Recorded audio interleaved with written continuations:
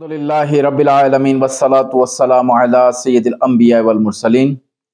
اما بعد فاعوذ باللہ من الشیطان الرجیم بسم اللہ الرحمن الرحیم صلی اللہ علی النبی وآلہ صلی اللہ علیہ وسلم صلاۃ والسلام علیک یا سیدی یا رسول اللہ۔ ناظرین، میں ہوں علامہ سیف اللہ تارکی اور آپ دیکھ رہے ہیں چینل ماہر روحانیات۔ آج ہمارا موضوع ہے کہ جادو کے ذریعے جو پتلے بنائے جاتے ہیں یا پتلے بنا کر جو اس پر جادو کیا جاتا ہے تو اس پر جو ہے مریض پر کیا اثرات ہوتے ہیں اور اس کا علاج کیا ہے کہ اس پتلے کو اس کا اثر ختم کیا جائے، اس کا علاج کیا ہے، اس موضوع پر آج جو ہے ہم یہ ویڈیو بنا رہے ہیں۔ آپ مزید آگے بڑھنے سے پہلے ہمارے چینل کو ضرور سبسکرائب کیجئے اور بیل کے آئیکن پہ ضرور کلک کیجئے گا۔ کوئی بھی مجبور شخص ہو جو اس مرض میں مبتلا ہو، جادو، جنات، نظر بد، ان تمام چیزوں میں، اگر اس کو ہمارا یہ وظیفہ پہنچا اور اسے اس سے صحت ملی تو انشاءاللہ عز و جل میرے ساتھ ساتھ آپ کو بھی اس کا ثواب ملے گا۔ تو پتلا جو بناتے ہیں، پتلا 3 چیزوں سے بناتے ہیں۔ مٹی، ملتانی مٹی جو ہوتی ہے اس سے، کپڑے سے اور آٹے سے یہ بنایا جاتا ہے پتلا۔ یہ پہلے جو تھے جو پتلے بناتے تھے وہ اگھوری ہوتے تھے یا تنتر ودیا والے یا بڑے اگھوری، اس طرح کے جو لوگ تھے نا وہ ان چیزوں کو وہ کرتے تھے، ان چیزوں کو جو ہے پتلے وغیرہ بنایا کرتے تھے۔ لیکن آج کل بدقسمتی سے مسلمان اس کو جو ہے وہ بنا رہے ہیں، جادو اس کے ذریعے کر رہے ہیں اور اس کے ذریعے جو ہے لوگوں کو کا پتلا بنا کر جو ہے ان کو مصیبت میں مبتلا کر رہے ہیں۔ یہ جو بڑے جادوگر ہوتے ہیں وہ جو پتلا بناتے ہیں نا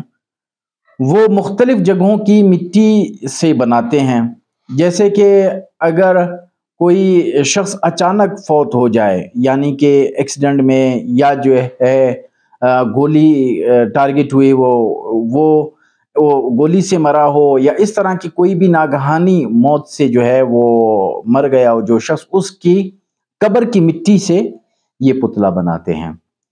ایک تو یہ ہے، دوسرا جو ہے ایسی جگہ جہاں پر بہت زیادہ ظلم ہوا ہو، جہاں جو ہے لڑائی ہوئی ہو، بہت سارے لوگ کسی زمین پر جو ہے قتل ہوئے ہوں، تو اس جگہ کی یا پھر مٹی اٹھاتے ہیں، یا ویران جگہوں کی مٹی اٹھاتے ہیں، یا جہاں پر گدھا بندہ ہو کافی عرصے تک اس جگہ کی جو ہے یہ مٹی اٹھاتے ہیں۔ دوسرا وہاں جو یہ بٹھے جہاں پر آگ، اینٹیں جو ہے پکائی جاتی ہیں اور اس جگہ پہ جو ہے اس کی جگہ پہ پک کے نا تو اس کا کلر چینج ہو جاتا ہے، اس مٹی کا سرخ رنگ کی جو مٹی ہوتی ہے، یہ اس سے جو ہے اس کو وہ بناتے ہیں۔ ویران جگہوں کی جو مٹی ہوتی ہے، ویران مسجد ہے، ویران گھر ہے، یا جادوگر جو مر گیا ہو اس کی قبر کی مٹی ہے، شمشان گھاٹ کی جو ہے راکھ ہے، ان چیزوں کو یہ لوگ اٹھا کر پھر اس کا پتلا بناتے ہیں۔ پھر اس کو جب یہ مٹی جمع کر لیتے ہیں تو جادوگر اپنا پیشاب یا خون یا الو کا خون، کوے کا، ہدہد کا خون یا پھر سور کا خون جو ہوتا ہے اس کے سے جو ہے یہ پتلا بنایا جاتا ہے۔ اگر کسی مرد کا پتلا بنایا جائے گا تو اسی مرد کے حساب سے اس کا پتلا بنایا جائے گا، یا اگر عورت ہے تو اس کی عورت کے حساب سے اس کا پتلا بنایا جائے گا۔ پتلے میں جو زیادہ تر چیزیں اس کے استعمال کی چیزیں بھی استعمال کی جاتی ہیں۔ اگر ان کے پاس اس مریض کے جو ہے وہ بال ہوں، یا جو ہے اس کے کوئی ناخن ہوں، یا اس کے استعمال کا کوئی کپڑا ہو تو وہ بھی جو ہے اس میں وہ استعمال کرتے ہیں اس پتلے پہ۔ تو اس کے سینے پر اس شخص کا نام لکھ دیا جاتا ہے اور یا اس کے نام کے اعداد لکھ دیے جاتے ہیں، تو وہ پتلا جو ہے وہ اسی شخص سے منسلک ہو جاتا ہے۔ پھر آپ اس پتلے کو جو بھی جادوگر ہوگا وہ اس پتلے کو جو بھی تکلیف دے گا، سوئی اس میں چبھائے گا یا آگ کے قریب کرے گا، تو مریض اس قدر وہاں پر بے چین ہوگا۔ تو اس کے پورے جسم پر جو ہے یا کچھ مخصوص جگہوں پہ سوئیاں لگا دی جاتی ہیں، یا پھر جو ہے کہ کہیں آگ جل رہی ہوتی ہے تو آگ کے قریب کر کے اس پتلے کو رکھ دیا جاتا ہے کہ اس کی تپش اس کو محسوس ہوتی رہے، تو اس سے جو ہے مریض بے چین ہوتا رہتا ہے۔ اگر کسی مریض کو مارنے کے لیے اگر یہ پتلا بنائیں تو کسی قبر میں گاڑ دیتے ہیں اس کو، اور قبر میں گاڑنے کے بعد جو ہے مریض بہت زیادہ بے چین ہو جاتا ہے، تنہائی پسند ہو جاتا ہے، پھر آہستہ آہستہ اس کے کسی مرض کی کوئی تشخیص نہیں ہوتی، آخرکار وہ مر جاتا ہے۔ تو جب بھی کوئی کسی شخص کو جو ہے اس پتلا مل جائے، کیونکہ یہ راہ چلتے پتلا ڈالتے ہیں یا قبرستان میں ڈال دیتے ہیں، یا آپ کے گھر کی چوکھٹ پر بھی جو ہے یہ پتلا دفنا دیتے ہیں، اگر کسی شخص کو یہ پتلا مل جاتا ہے تو اس کی جو سوئیاں ہیں وہ سورہ فلق اور سورہ ناس پڑھتے ہوئے ہر ایک سوئی پہ جو ہے وہ پڑھتا رہے، اور اس پر جو ہے یہ سوئی اسے نکال کر